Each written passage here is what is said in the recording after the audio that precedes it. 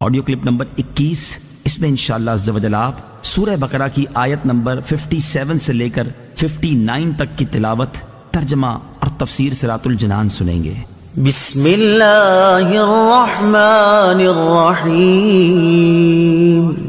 ترجمہ: اللہ کے نام سے شروع جو نہایت مہربان رحمت والا ہے۔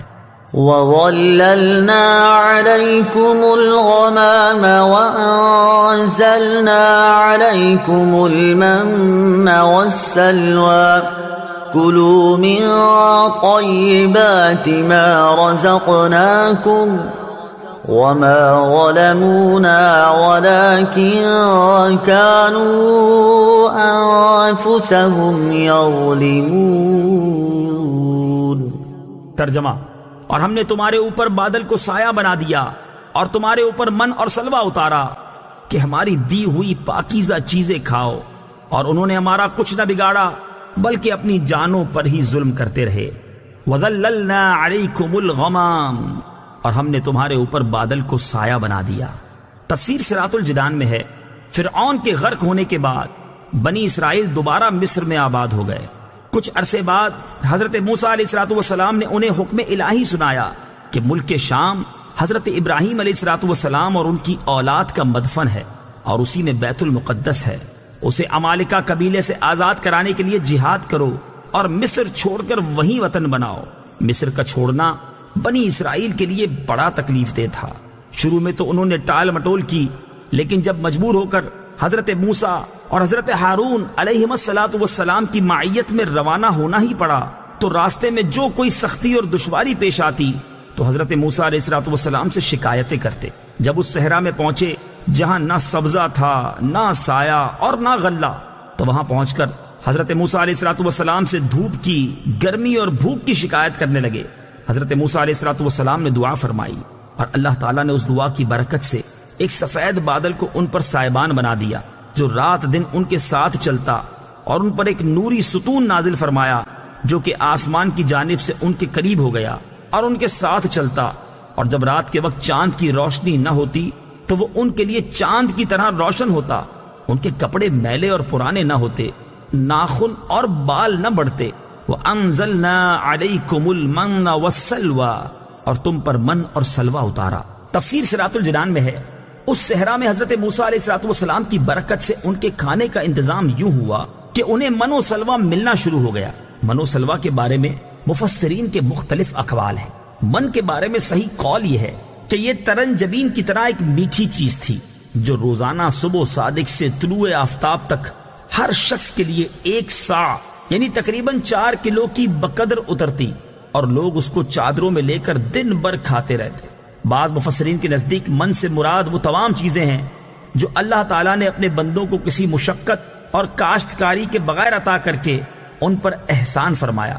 سلوہ کے بارے میں صحیح قول یہ ہے کہ یہ ایک چھوٹا پرندہ تھا، اور اس کے بارے میں قول یہ ہے کہ یہ پرندہ بھنا ہوا بنی اسرائیل کے پاس آتا تھا، اور ایک قول یہ ہے کہ جنوبی ہوا اس پرندے کو لاتی اور بنی اسرائیل اس کا شکار کر کے کھاتے۔ یہ دونوں چیزیں ہفتے کو بالکل نہ آتی، باقی ہر روز پہنچتی۔ جمعے کو دگنی آتی، اور حکم یہ تھا کہ جمعے کو ہفتے کے لیے بھی جمع کر لو، مگر 1 دن سے زیادہ کا جمع نہ کرو۔ بنی اسرائیل نے ان نعمتوں کی ناشکری کی اور ذخیرے جمع کیے، وہ سڑ گئے اور ان کی آمد بند کر دی گئی۔ یہ انہوں نے اپنا ہی نقصان کیا کہ دنیا میں نعمت سے محروم ہوئے اور آخرت میں سزا کے مستحق ہوئے۔ وَإِذْ قُلْنَا ادْخُلُوا هَٰذِهِ الْقَرْيَةَ فَكُلُوا مِنْهَا حَيْثُ شِئْتُمْ رَغَدًا وَادْخُلُوا الْبَابَ سُجَّدًا وَقُولُوا حِطَّةٌ نَغْفِرْ لَكُمْ خَطَايَاكُمْ وَسَنَزِيدُ الْمُحْسِنِينَ۔ ترجمہ: اور جب ہم نے انہیں کہا کہ اس شہر میں داخل ہو جاؤ، پھر اس میں جہاں چاہو بے روک ٹوک کھاؤ، اور دروازے میں سجدہ کرتے داخل ہونا اور کہتے رہنا ہمارے گناہ معاف ہوں، ہم تمہاری خطائیں بخش دیں گے، اور ان قریب ہم نیکی کرنے والوں کو اور زیادہ عطا فرمائیں گے۔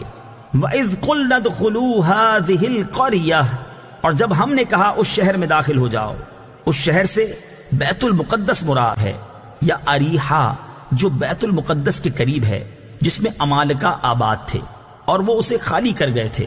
وہاں غلے میوے بکثرت تھے۔ اس بستی کے دروازے میں داخل ہونے کا فرمایا گیا، اور یہ دروازہ ان کے لیے کعبے کی طرح تھا، اور اس میں داخل ہونا اور اس کی طرف سجدہ کرنا گناہوں کی معافی کا سبب تھا۔ بنی اسرائیل کو حکم یہ تھا کہ دروازے میں سجدہ کرتے ہوئے داخل ہوں اور زبان سے حطۃ کہتے جائیں۔ یہ کلمہ استغفار تھا۔ انہوں نے دونوں حکموں کی مخالفت کی اور سجدہ کرتے ہوئے داخل ہونے کے بجائے سرینوں کے بل گھسٹتے ہوئے داخل ہوئے، اور توبہ و استغفار کا کلمہ پڑھنے کی بجائے مذاق کے طور پر حبۃ فی شعرہ کہنے لگے، جس کا معنی تھا بال میں دانا۔ اس مذاق اور نافرمانی کی سزا میں ان پر طاعون مسلط کیا گیا، جس سے ہزاروں اسرائیلی ہلاک ہو گئے۔ فبدل الذين ظلموا قولا غير الذي قيل لهم فأنزلنا على الذين ظلموا رجزا من السماء بما كانوا يفسقون۔ ترجمہ: پھر ان ظالموں نے جو ان سے کہا گیا تھا اسے ایک دوسری بات سے بدل دیا، تو ہم نے آسمان سے ان ظالموں پر عذاب نازل کر دیا کیونکہ یہ نافرمانی کرتے رہے تھے۔ فَأَنزَلْنَا عَلَى الَّذِينَ ظَلَمُوا رِجْزًا مِّنَ السَّمَاءِ، تو ہم نے آسمان سے ان ظالموں پر عذاب نازل کر دیا۔ تفسیر صراط الجنان میں ہے، بنی اسرائیل پر طاعون کا عذاب مسلط کیا گیا، اور اس کی وجہ سے ایک ساعت میں ان کے 70,000 افراد ہلاک ہو گئے تھے۔ حضرت اسامہ رضی اللہ تعالی عنہ سے روایت ہے، حضور اقدس صلی اللہ تعالی علیہ وسلم نے ارشاد فرمایا، بے شک یہ طاعون ایک عذاب ہے جسے تم سے پہلے لوگوں پر مسلط کیا گیا تھا، لہٰذا جب کسی جگہ طاعون ہو اور تم وہاں موجود ہو تو تم طاعون سے بھاگ کر وہاں سے نہ نکلو، اور جب کسی جگہ طاعون ہو تو تم وہاں نہ جاؤ۔